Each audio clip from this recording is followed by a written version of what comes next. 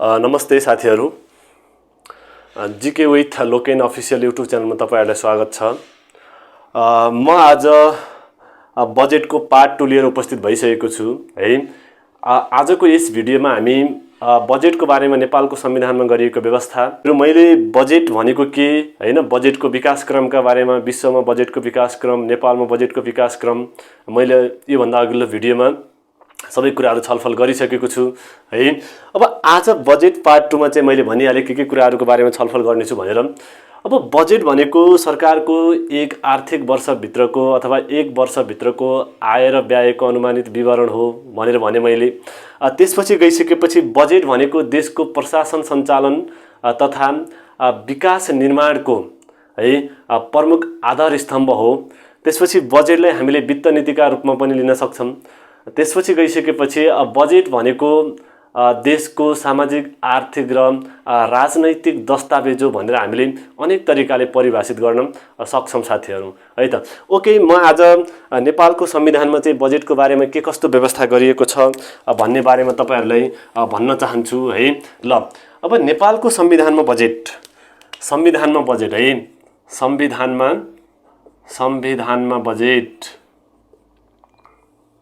संविधानमा budget okay. ल, संविधानमा बजेटको बारेमा के व्यवस्था गरिएको छ भन्ने कुरा म सबैभन्दा पहिले भाग 10 संघीय आर्थिक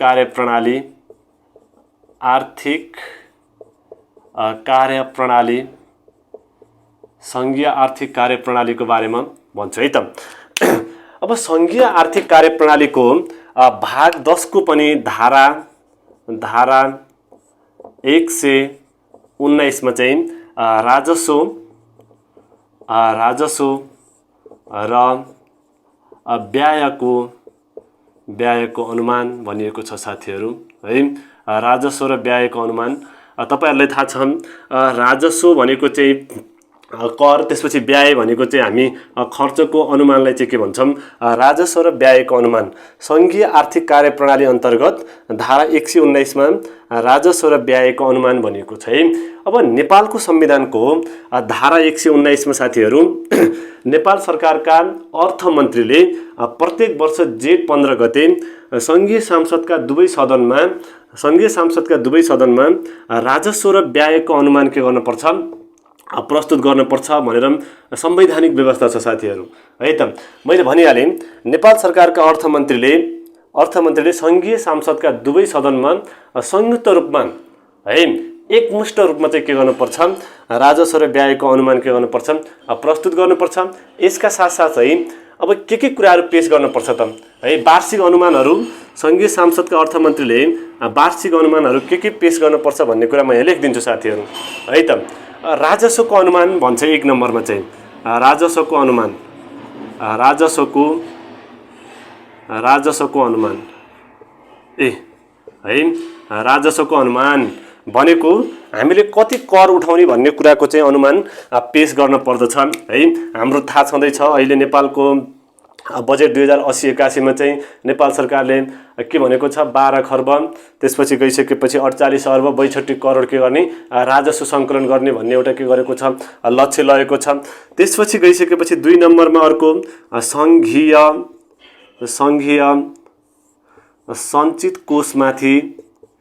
सञ्चित कोषमाथि व्ययभार हुने आवश्यक रकम भनेको छ। अब हामीले के बुझ्न पर्यो भन्दाखेरि साथीहरू यो संघीय सञ्चित कोषमाथि व्ययभार हुने रकमहरू के हुन् भनेपछि म भन्छु हाम्रो नेपालमा राष्ट्रपति हुनुहुन्छ, राष्ट्रपति र उपराष्ट्रपतिको तलब, सेवा सुविधा र आवश्यक रकम भनेको छ। त्यसपछि गइसकेपछि हाम्रो सभामुख र उपसभामुखको चाहिँ के त सेवा सुविधा र आवश्यक रकम। त्यसपछि गइसकेपछि सर्वोच्च अदालतका न्यायाधीश र प्रधान न्यायाधीशको तलब, सेवा सुविधा र आवश्यक रकमहरू, संवैधानिक निकायका प्रमुख एवं पदाधिकारीहरूका के त तलब, सेवा सुविधा र आवश्यक रकमहरू भनेर हामीले भन्न सक्छौं यसमा चाहिँ है त। अब अर्को के छ भन्दाखेरि संघीय विनियोजन ऐन बमोजिम सङ्घीय विनियोजन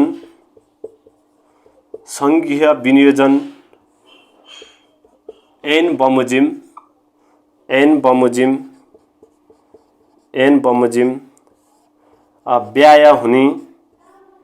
व्यय हुने आवश्यक रकम है त।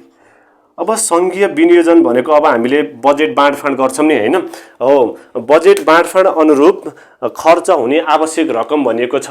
हामीलाई थाहा छ वित्तीय हस्तान्तरणका कुराहरू छन्। नेपाल सरकारले वित्तीय हस्तान्तरण गर्छ नि त, माथिल्लो तहबाट तल्लो निकायमा के गर्छ, पैसा पठाउँछ, अनुदान दिन्छ नेपाल सरकारले हैन हो। त्यो कुराहरू एउटा राजस्वको अनुमान, सङ्घीय सञ्चित कोषमाथि व्ययभार हुने आवश्यक रकमहरू, सङ्घीय विनियोजन ऐन बमोजिम व्यय हुने आवश्यक रकमको बारेमा चाहिँ नेपाल सरकारका अर्थमन्त्रीले कहिले भन्दाखेरि तीनटा कुरा चाहिँ जेठ कति गते, जेठ 15 गते चाहिँ सङ्घीय सांसदका दुवै सदनमा के गर्छन् त अनुमान पेश गर्छन् है।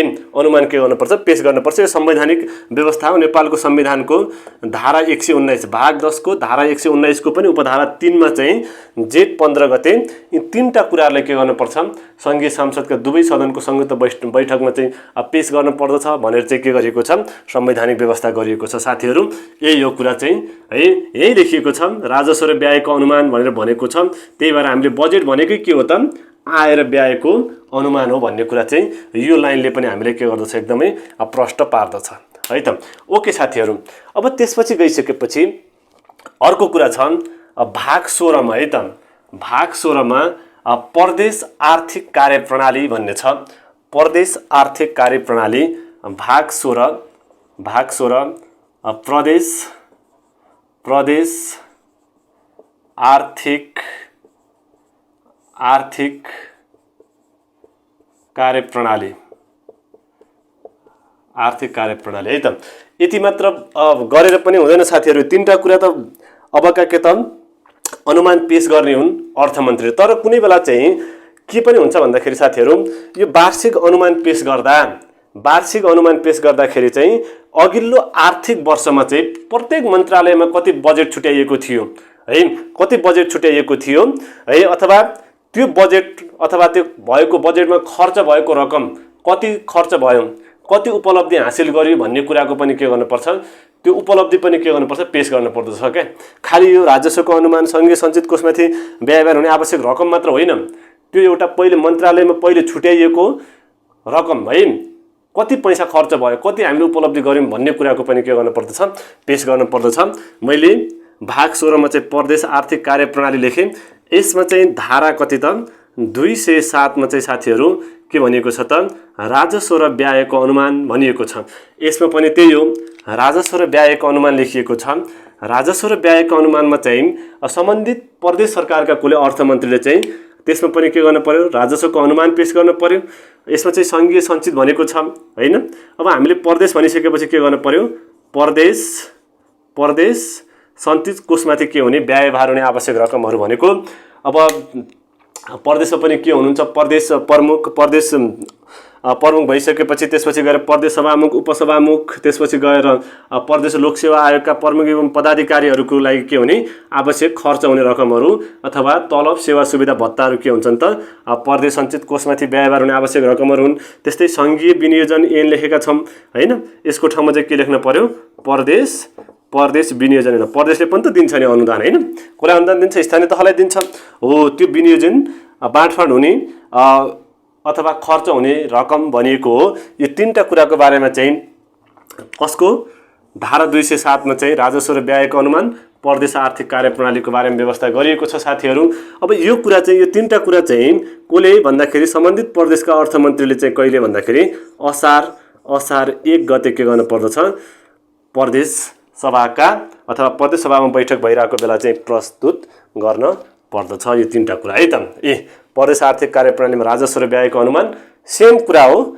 अहिलेको हामीले सङ्घको ठाउँमा चाहिँ के लेख्नु पर्यो, अहिले प्रदेश लेख्ने मात्र हो है त।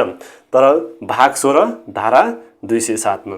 अब त्यसपछि गइसकेपछि अर्को कुरा छ साथीहरू, स्थानीय आर्थिक कार्यप्रणाली भनेर हामी भाग 19 को कुरा गर्छौँ है त। भाग 19 मा छ स्थानीय आर्थिक कार्यप्रणाली। स्थानीय आर्थिक कार्यप्रणालीको अब हामी धारा यसमा ती यस्ता कुराहरू केही पनि छैनन् है। यसमा चाहिँ के छ भन्दाखेरि साथीहरू धारा 230 मा चाहिँ गाउँपालिका र धारा 230 मा गाउँपालिका र नगरपालिकाको है गाउँपालिका र नगरपालिकाको राजस्व र व्ययको अनुमान भनिएको छ है त।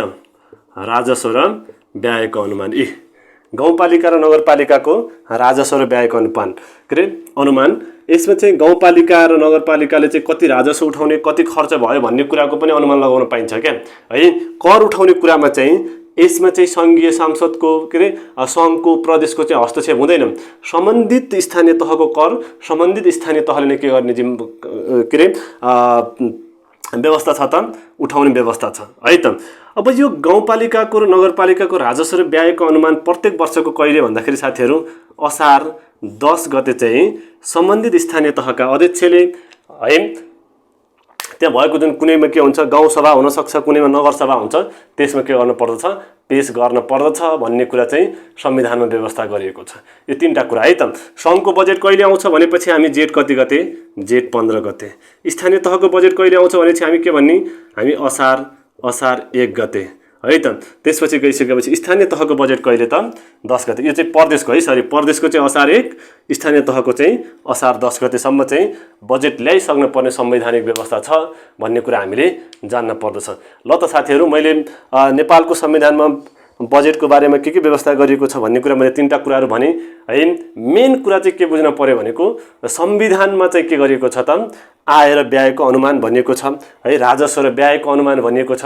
बजेट भनेकै के रहेछ त आय र व्ययको अनुमान रहेछ भन्ने कुरा संविधानका विभिन्न धाराहरूले व्यवस्था गरे बमोजिम पनि हामी बुझ्दैछौँ।